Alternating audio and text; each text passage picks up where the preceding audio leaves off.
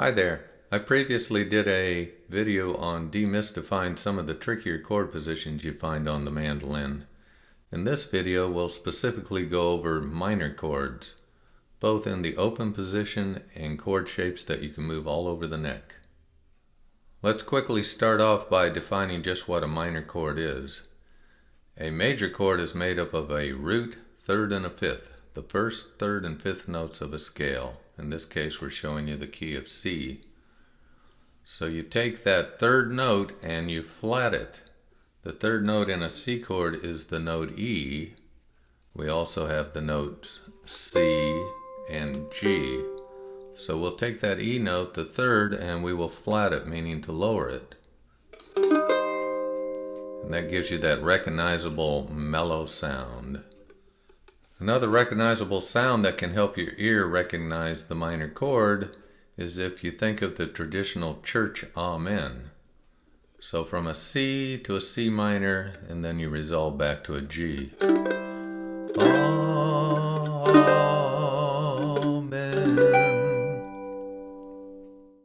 Let's now go over our open chords, beginning with the A chord, and we will play the major chord first,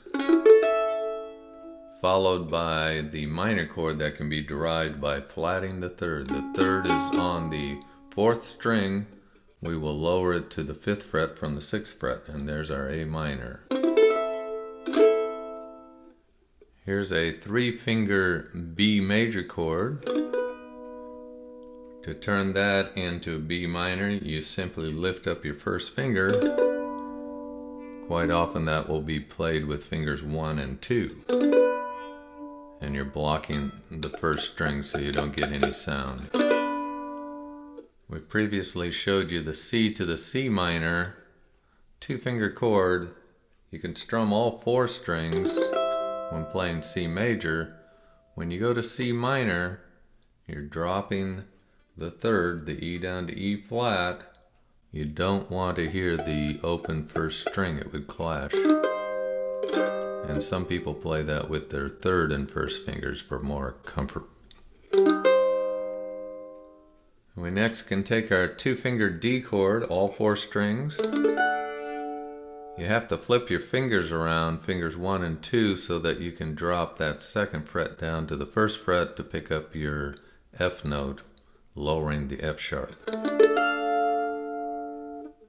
Playing this E major, where you block 2 strings with your second finger and add your first finger on string 4. You can play all 4 strings there.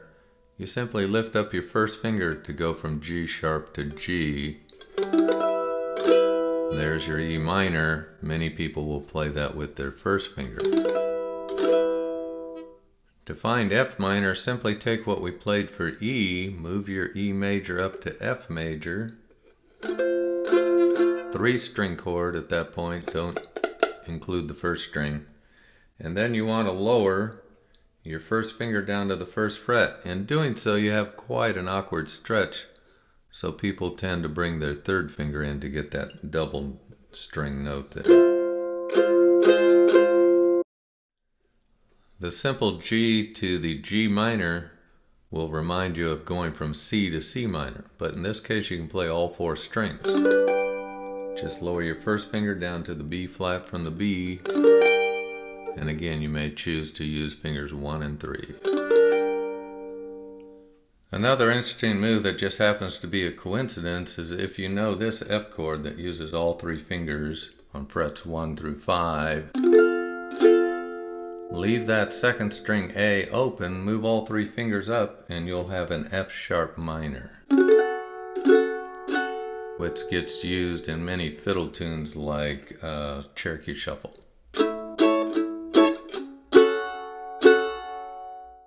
Desperado by the Eagles is a good song to practice your minor chords with, as it has all these chords. So we'll now explore movable minor chords. The concept seems like it would follow your chop chords. This is your common G chop chord. So find the third, lower the third, and there you have a stretch even bigger than your normal chop chord, so that's not a very usable shape. So let's look at some other shapes, such as an A chord that looks like this. And when we're playing that, we can just bring our second finger in instead of our third. We've lowered the third. There's our A minor. We now have a movable chord. Move it up 2 frets, you have B minor. And the next thing you know, you're playing Moon Dance.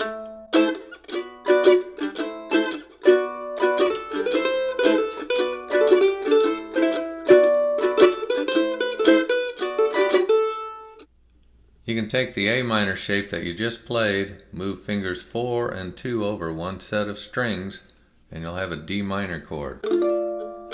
At this point, that is a 3-string chord. You want to kill the first string. Move it up 2 frets, you have an E minor. Another fret, you have F minor, and so on. Using this alternative chop chord for G major, you actually have 2/3, both your second and first fingers. So both of those would have to move back 1 fret to produce G minor. And this is sometimes referred to as the K shape. You can see a little bit of that. And that is used in a song like Kentucky Mandolin, which would have you go to a D, back to G minor. If you're doing Jerusalem Ridge, move it up 2 frets, you'd have A minor,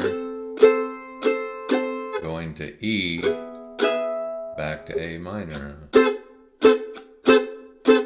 But a nice little position that works as a chop chord. Kind of the inverse of the K shape is your simple 3-finger chop chord, like for D. You simply have to drop your first finger 1 fret. Gives you another good chop shape for a minor chord. So play around with the idea of taking any movable chord shape for a major chord, drop it into a minor, and see if it's just practical that your fingers can make that stretch. In the case of the famous G chop chord, not so much. Another one that I'm not too crazy about is if you take this E chord, try to turn that into a minor. But I have seen people do that, so it's just what works for you at that point. 1, 2, 1, 2, 3, 4.